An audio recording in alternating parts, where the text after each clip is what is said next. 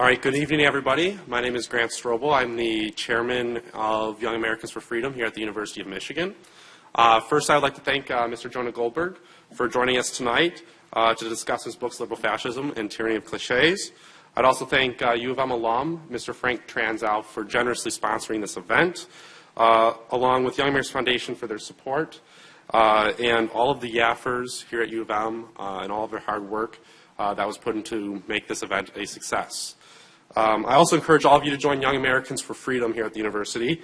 YAF advances the ideas of free markets, limited government, and a strong national defense through projects like the 3,000 Flag Memorial for 9/11 victims and No More Che Day, and through speakers like Mr. Goldberg. YAF is the chapter affiliate of Young America's Foundation, which owns and preserves the Reagan Ranch in Santa Barbara, California, and holds nationwide conferences throughout the country. We meet on Thursdays at 6 p.m. in the Welker Room of the Michigan Union this semester, and you can get more information at our booth outside, or you can go to www.yafumish.com. Jonah Goldberg is a best-selling author and widely syndicated columnist, and is one of the most prominent political commentators in America today. As a Fox News contributor and regular Fox News All-Star on Special Report with Bret Baier, he is known for blending humor and insight on the pressing issues of the day. His first book, Liberal Fascism, The Secret History of the American Left from Mussolini to the Politics of Meaning, was the #1 New York Times bestseller and Amazon bestseller, and was the most controversial book in 2008. His most recent book, The Tyranny of Cliches, How Liberals Cheat in the War of Ideas, was an instant bestseller and was hailed by one reviewer as perhaps the most fun-to-read primer on the tenets of conservative politics since P.J. O'Rourke's Parliament of Horrors. Goldberg is a fellow at the American Enterprise Institute, America's premier think tank. He is also a member of USA Today's Board of Contributors and a weekly columnist for the LA Times. Speaking with humor and wit, Goldberg demonstrates that discussing and thinking about politics can be entertaining and enlightening. Without further delay, ladies and gentlemen, please give a warm welcome to Mr. Jonah Goldberg.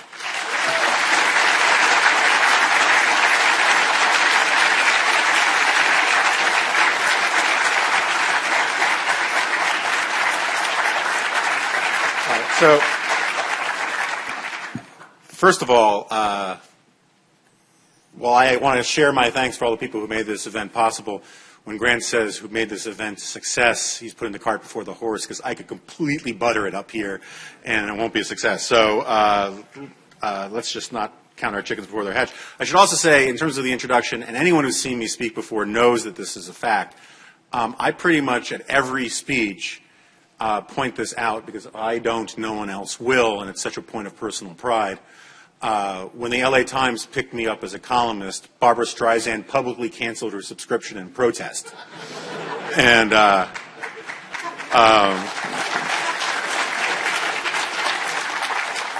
used to brag about how Keith Olbermann had named me the worst person in the world 5 times, but the kids today, they don't even remember who Keith Olbermann was.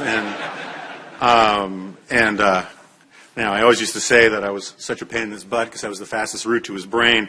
But anyway, this whole sort of entertaining and enlightening thing kind of bums me out a little bit, because it puts a lot of pressure on me, because I got to sort of do both. It kind of makes me feel like the guy who wants to be both a veterinarian and a taxidermist, because that way, he can promise you'll get your dog back no matter what.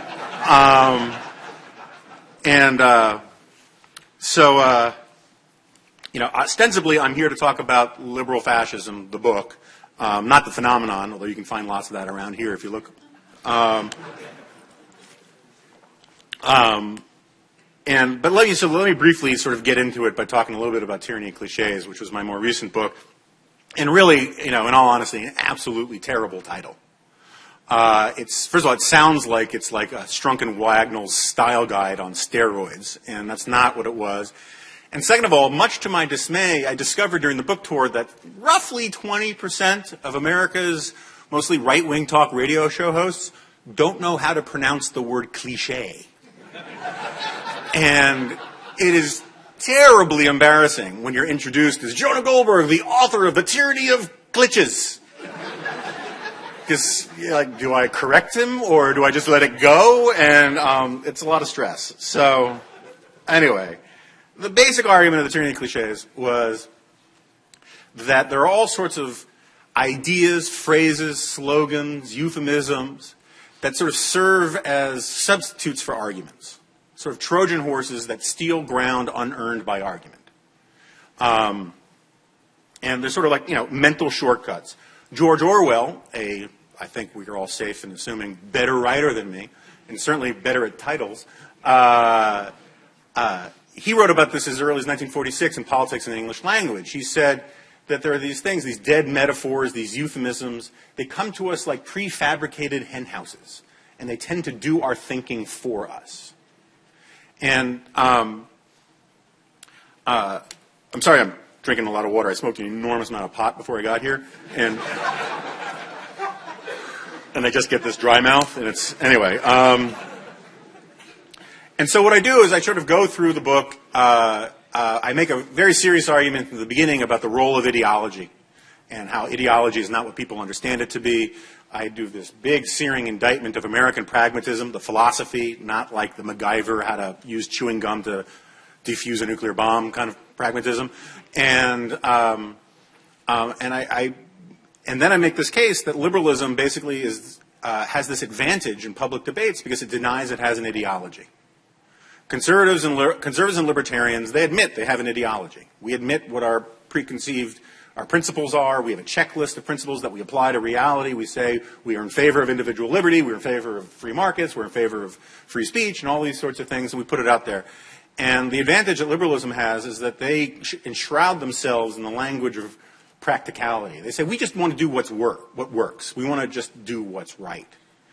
And because of that fact, the first lie that they tell is the lie that they tell themselves, that they don't have an ideology. It was funny, during the book tour for Tyranny of Cliches, I went on that Piers Morgan guy's show. He's already down the rabbit hole, the memory hole. Maybe he'll get Brian Williams' job. So I don't expect people who interview me about a book to have read the book. It's hard. You got a daily TV show. You can't read one book a day. Particularly, with Piers Morgan, his lips will get too tired. But I was still a little taken aback when I walked into the studio and he was looking at my book the way an orangutan might look at an iPad. Looking at the picture, looking at me, whatever. And so and he said, and he asked me a great question. My favorite question to get on a book tour is, what is your book about? Great question. I said basically what I just told you, that the first lie that liberals tell is the lie they tell themselves, this idea that they don't have an ideology. They think they're just, pragmatists and problem solvers, straight shooters, empiricists and all of the rest, when in fact they have an ideological agenda, and they should be proud about it, and they should admit it openly, and we should debate the agenda in a free society. And Piers Morgan goes, right, good.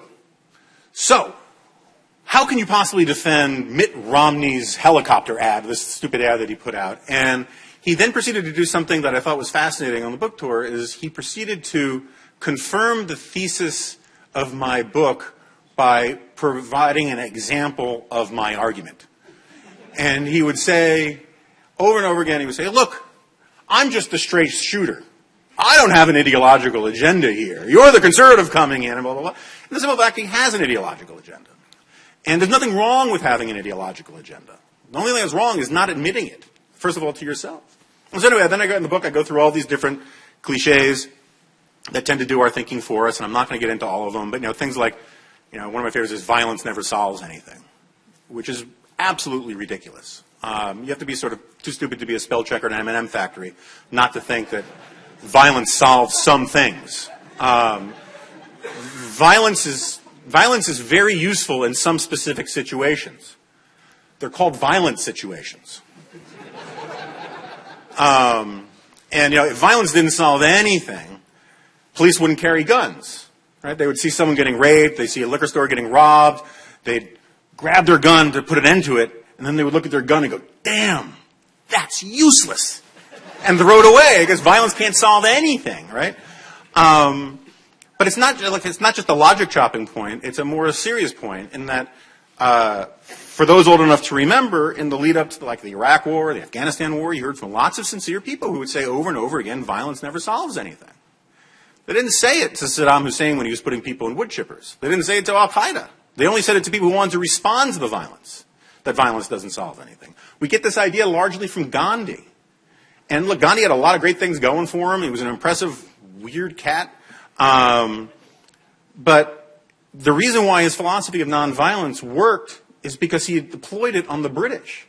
And whatever problems you have with the British Empire, and it's perfectly legitimate to complain about things the British Empire did, at the end of the day, the British had rightly formed moral consciences, and they were open to the argument about the injustice of the colonization of India and all the rest. Orwell, again going back to Orwell what's this fantastic stuff about Gandhi. He's very skeptical of Gandhi. He said, look, first of all, if there's a Gandhi in the Soviet Union or in Nazi Germany, we don't know who he is, because he's been carted off in the middle of the night and executed along with his family. It is only in a society that has a certain tolerance for people who make inconvenient arguments that you can make inconvenient arguments.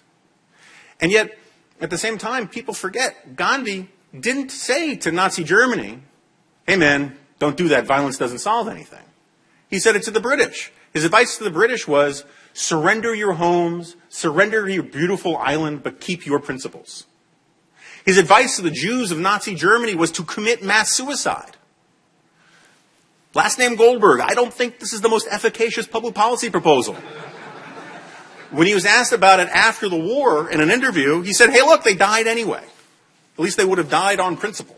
You know, again, it's an argument, but it's not exactly just sort of this transparent, well, violence never solves anything. Just because it fits in a Hallmark card doesn't make it a serious argument. And then so there are these other sort of ways of thinking about things. I was just giving this interview to some nice kids from the school paper here, and I was making this point to them, and I try to make it on every college campus I go to. There is this idea that is just pervasive in American higher education and campuses, particularly elite campuses. This idea that somehow it is rebellious to be liberal, that you are really swimming against the grain. You're marching to the beat of a different drummer. And I always say, to these kids, I was like, let me get this straight. So your professors are liberal. The administrators are liberal. The mainstream media is liberal. Hollywood is liberal. The publishing industry is liberal. The music industry is liberal. The fashion industry is liberal. Most of big business, whether you want to believe it or not, is actually quite liberal. And you think you're sticking it to the man by agreeing with them. And they would always look at me like it just didn't compute, but you could tell, it was like, wait a second, maybe I'm not the rebel. And I think that's, if I can get that idea to at least plant the kernel in people's heads a little bit, then, my evening has been well spent. But I think there's one of these things that goes on in sort of the leftist psychology that says we have to be the heroes because we're on the side of social justice and progress and all good things. And therefore, the people who disagree with us have to be the bad guys. They can't just disagree. They have to be bad. They have to be evil. We can't just disagree about how to allocate tax revenues. It has to be because you don't like poor people or you don't like black people. And in effect, what it boils down to is if liberals have to make heroes out of themselves, then they have to make monsters out of their opponents. And that brings me to liberal fascism, or at least to fascism. The basic argument in my book, which I wrote a while ago, so if you have some really weedy questions about, the Nazi Party platform of 1920, I might have to send you an email follow-up, but I think I'll be okay. I wrote that book sort of like Howard Hughes with Kleenex boxes on my feet for 6 years in my basement. But the basic argument of the book was that fascism was a phenomenon of the left, not the right. I argue that the left claims a political monopoly on political virtue. They get to decide who the good guys are and who the bad guys are, and the further you get away from the left, the closer you get to bad things. And those bad things typically are called things like fascist. In fact, in contemporary American politics, I think the best working definition of a fascist is simply a conservative who's winning an argument. But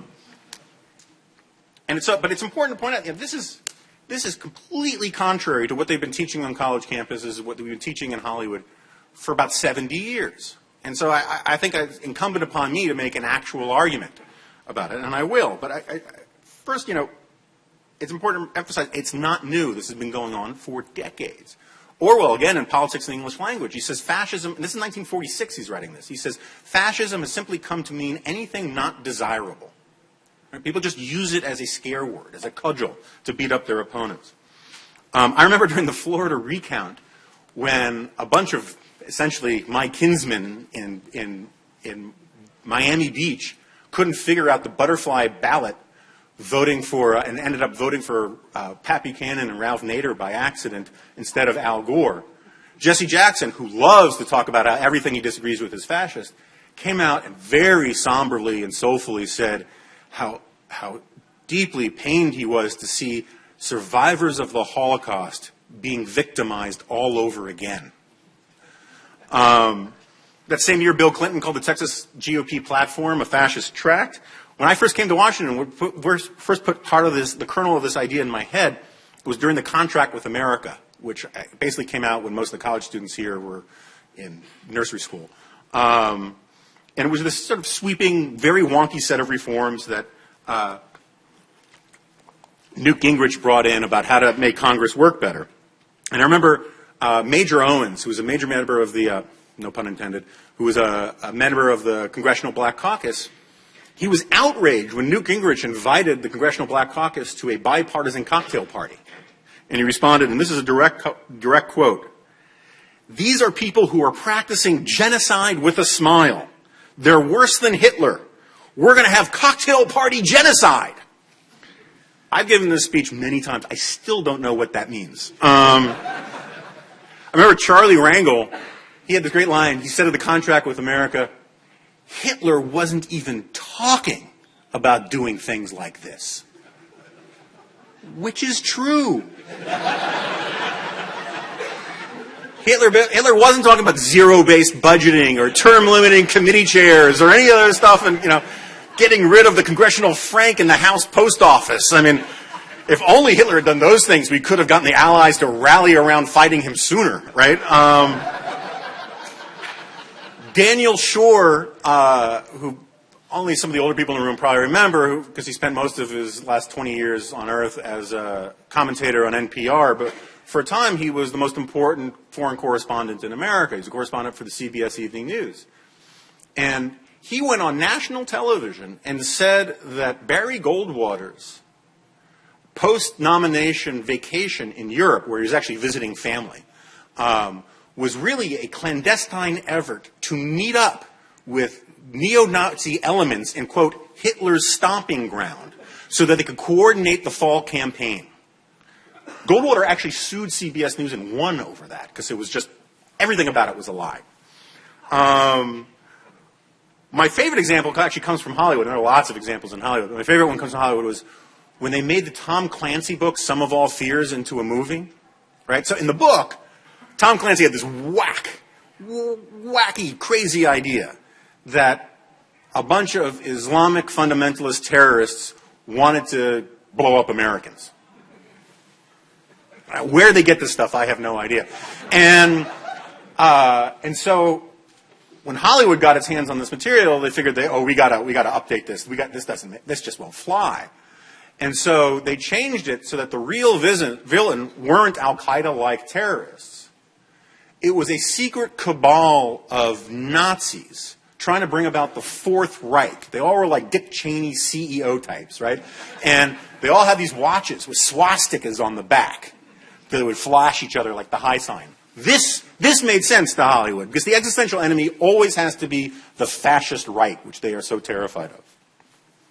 And long before this book, I would notice this kind of stuff. I mean, one of the reasons I was so intrigued by all of this is that I used to get called a Nazi constantly. And, mostly by people who say it in all caps in email, so, it's got to be true. But it was always really confusing to me. Look, I grew up on the Upper West Side of Manhattan. We were one of the only politically conservative Jewish families around. We were sort of like Christians in ancient Rome. You meet in Central Park and draw a little C in the dirt, and you'd be like, I'll meet you under the catacombs under Zabars, you know. And I couldn't understand why people would call the people who had the same views as basically my dad a Nazi. And I didn't have to I really didn't have to dive too deep into the historical literature to confirm what I had always suspected. There weren't a lot of Nazi Goldbergs.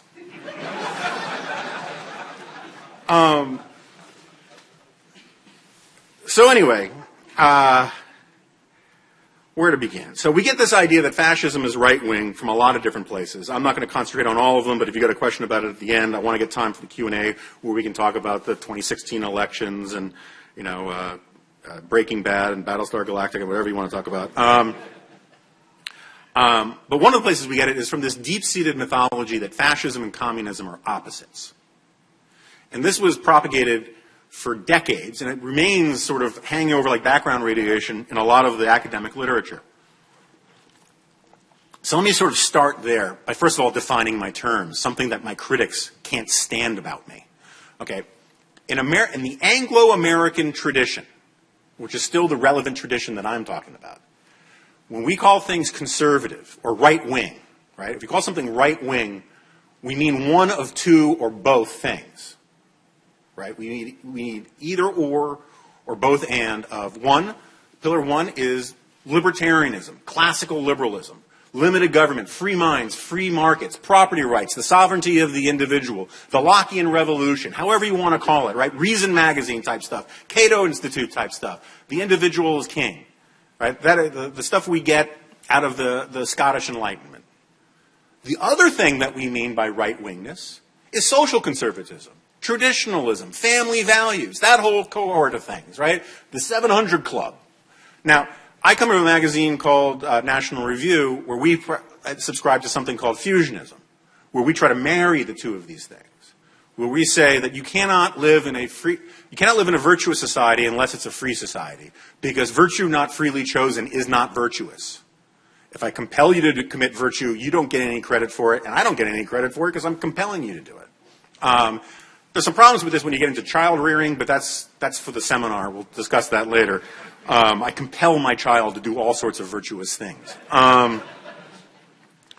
But whether you are one or the other in American political life today and for the last 100 years, you get called right-wing, right? If you are a crazy free market, libertarian, privatized, the Department of Education, all that kind of stuff, you're called a crazy right-winger. Or if you're a Mike Huckabee guy who thinks that Beyonce is going to hell, you're a right-winger, right? Those are the two different kinds of right-winger.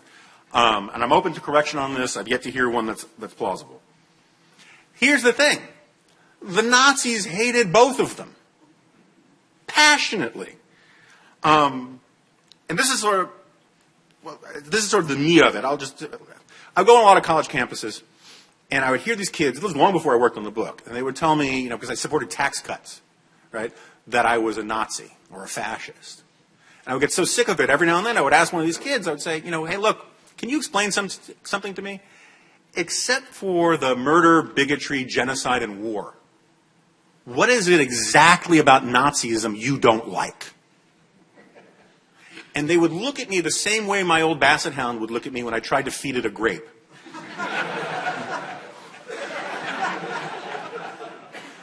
And so, sort of taking advantage of the pierced, tongue-tied silence, I would explain a few things. And this is the only part that I've actually written out, and because I want to get the quotes right. First of all, I would explain that the Nazis were socialists. So here's a quote from the Nazi ideologist Gregor Strasser. And he put it pretty well. He said, okay, this is a quote, "We are socialists."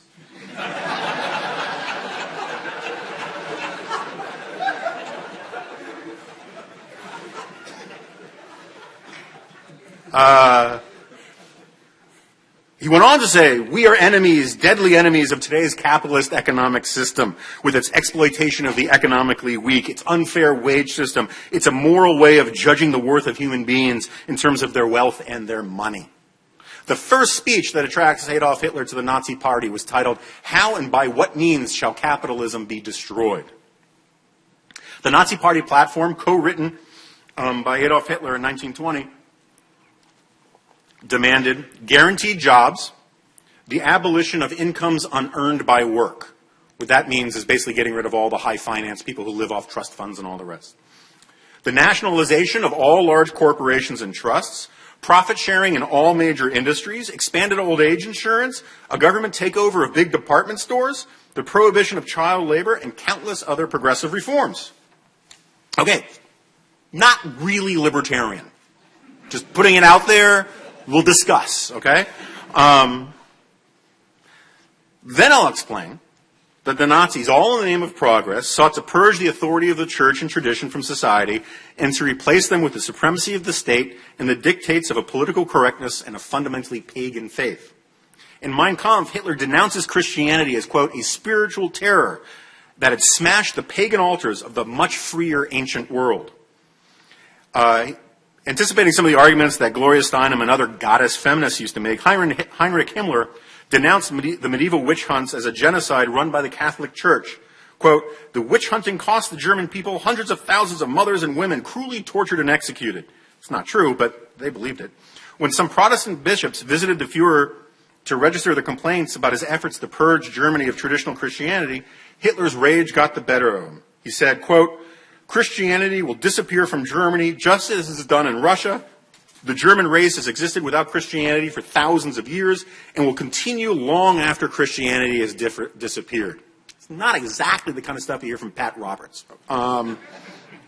When the bishops objected that they supported Nazism's secular aims, just not its religious innovations, Hitler exploded, you are traitors to the Volk, enemies of the fatherland, and destroyers of Germany. In 1935, mandatory prayer in school was abolished. And in 1938, carols and nativity plays were banned entirely. By 1941, religious instruction for children 14 years and up was banned altogether. Here's a perfectly typical and really cheery Hitler Youth song that they used to sing. We are the happy Hitler Youth. We have no need for Christian virtue, for Adolf Hitler is our intercessor and our redeemer. No priest, no evil one can keep us from feeling like Hitler's children. No Christ do we follow, but Horst Wessel. Away with the incense and holy water pots. Singing we follow Hitler's banners. Only then are we worthy of our ancestors. I am no Christian and no Catholic. I go with the brown shirts through thick and thin. The church can be stolen from me for all I care. The swastika makes me happy here on earth. We sing it every Christmas.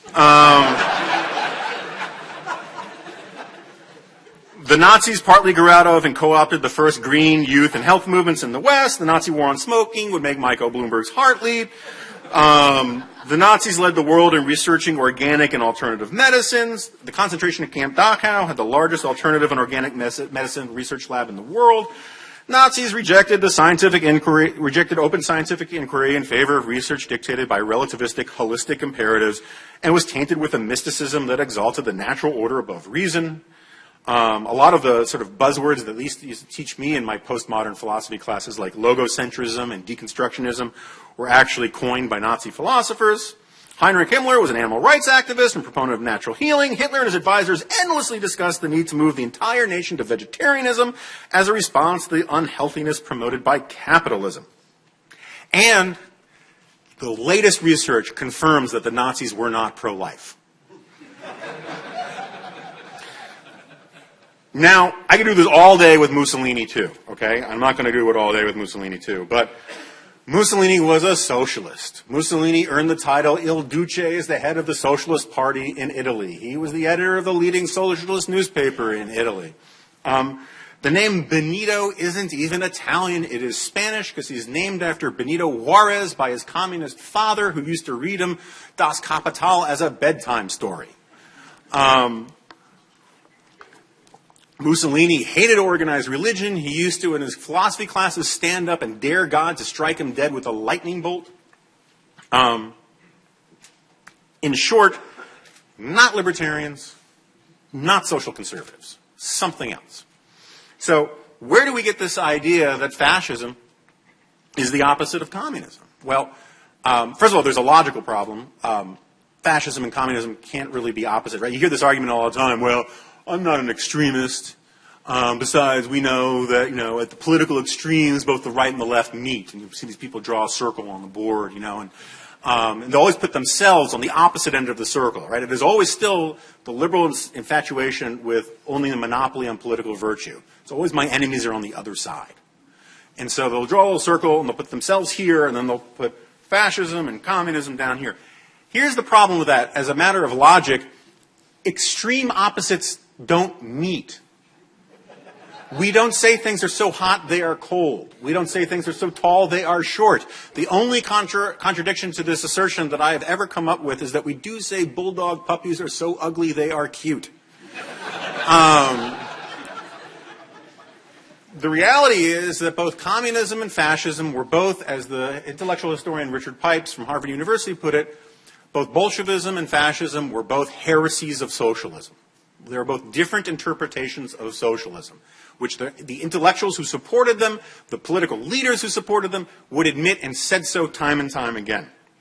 But there's another reason why we call it, what we think fascism is right wing, and that's because of something that Stalin, most famous for being a terrific dancer, but also the totalitarian dictator of the Soviet Union, he, in 1928, put forward his theory of social fascism. And, communists, they put out theories the way, imams would put out fatwas. This was a sort of way to tell the world how to respond to things.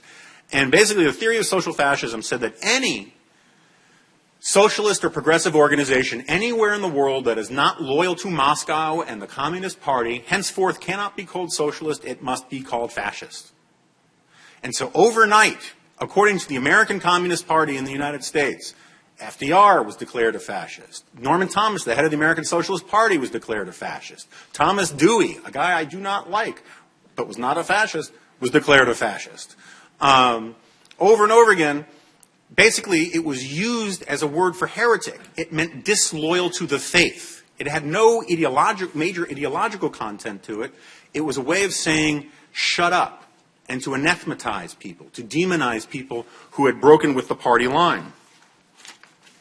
So there's another way to talk about this. The duck test. Right? This is sort of like if it walks like a duck, if it talks like a duck, it might be a duck. Might be a duck. Or another way to think about it is sort of the visitor from Mars test. Right? If you had a visitor from Mars and you said, go around and look at, and here's a field guide of what a left-wing regime looks like and what a right-wing regime looks like, based upon the assumptions of the Anglo-American tradition, and just tell me what you see. There is no way you can walk around the 20th century and not find these various fascist regimes to be left-wing. How left-wing is a perfectly legitimate argument. Leon Trotsky, the chief intellectual of the Bolshevik Revolution, he called fascism middle-class socialism or right-wing socialism. Okay, that's an argument. We can get into what that means, but it was still socialism. Since Dennis Kucinich is not available, we don't have any Martians right now. So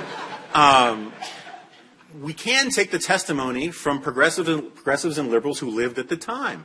And it turned out they loved fascism. They liked Bolshevism more, don't get me wrong, but they didn't see them as opposites. The intellectuals around FDR's brain trust, routinely talked about the Russian-Italian method as if they were linked in similar phenomenon. Different kinds of status experimentation in different places. Charles Beard, arguably the most influential progressive historian of the 20th century, loved fascism. He wrote, how it was this bold and exciting experiment that we could learn so much from it. Lincoln Steffens, the guy who famously went to the Soviet Union and said, I've been over to the future and it works, when a year earlier he had gone to fascist Italy and came back and said pretty much the same thing. Ida Tarbell, the woman who brought down Standard Oil, took forever for her to get a visa because they thought she would cause trouble in Italy. It turned out she came back with just this huge crush on Mussolini. And Mussolini was generally popular in the 1920s. Fascism was generally popular in the 1920s. We have this tendency to play the movie backwards. We start with the Holocaust, and then we think anything that led up to it or that flows from it was evil. But Italian fascism was wrong and bad, and I don't like it, and I'm not going to deny that for a moment. But it wasn't genocidally anti-Semitic. Jews were overrepresented in the Italian Fascist Party for most of its existence. They only basically were kicked out of the Italian Fascist Party when Mussolini becomes Hitler's bitch in 1938. And they had to put in their own Nuremberg laws. And even so, Italians Anywhere Italians controlled, anywhere in the world, they never sent a single Jew to the camps. It was only when the Nazis came in and invaded Italy and took over that Italian Jews or Jews under Italian control were sent to the camps. But before that, Mussolini was a heroic figure. Will Rogers, he went on a fact-finding tour of Europe as the ambassador for the American Press Corps, and when he came back, he was asked by the New York